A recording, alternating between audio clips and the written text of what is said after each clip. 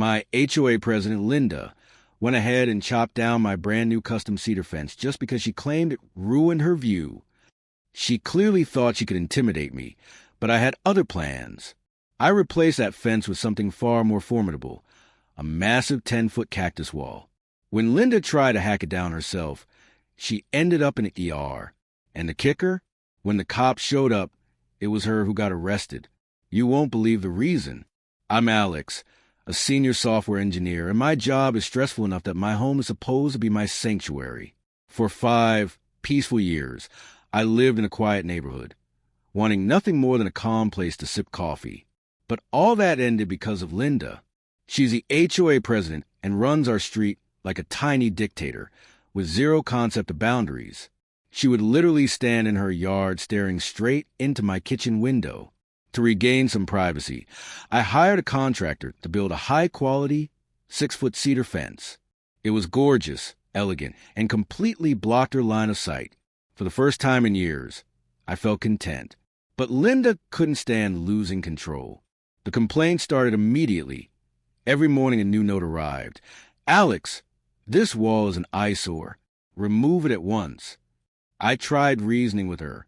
Calmly, I said, Linda, I've checked the city code. This fence is legal. I quickly realized I had underestimated her. Last Friday, I came home to absolute chaos. My fence was gone, sawed into jagged pieces and scattered across my lawn. I marched over to her yard, and there she was, smiling smugly with a pair of shears in hand. Hideous, she said. I did you a favor. Build another wall, and I'll cut it down too. That's when I knew a wooden fence wasn't enough. I needed a wall that could fight back. That night, too angry to sleep, I sat with my coffee and the HOA rulebook, determined to beat her at her own game. I pored over every bylaw. Section 4 prohibited artificial structures taller than 6 feet. That was her weapon. But deep into Section 9 on landscaping, I discovered a loophole. Natural greenery was encouraged, with no limits on height or species. I grinned for the first time in days. If she wanted a green view, I was going to give her one she'd regret.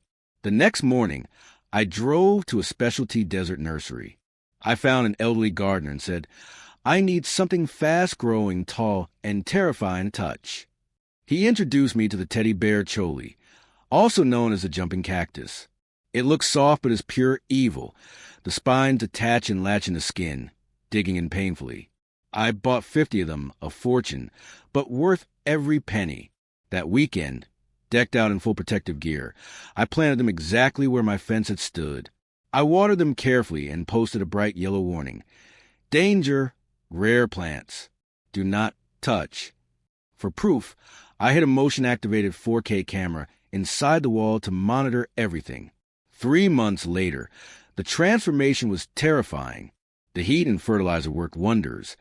The cacti fused into a dense, 10-foot fortress of spikes.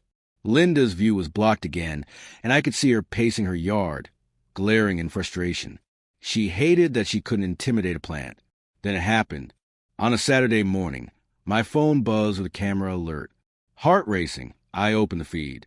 There she was, marching into my yard with a gas-powered hedge trimmer, furious, face red, wearing nothing but gloves and a silk blouse.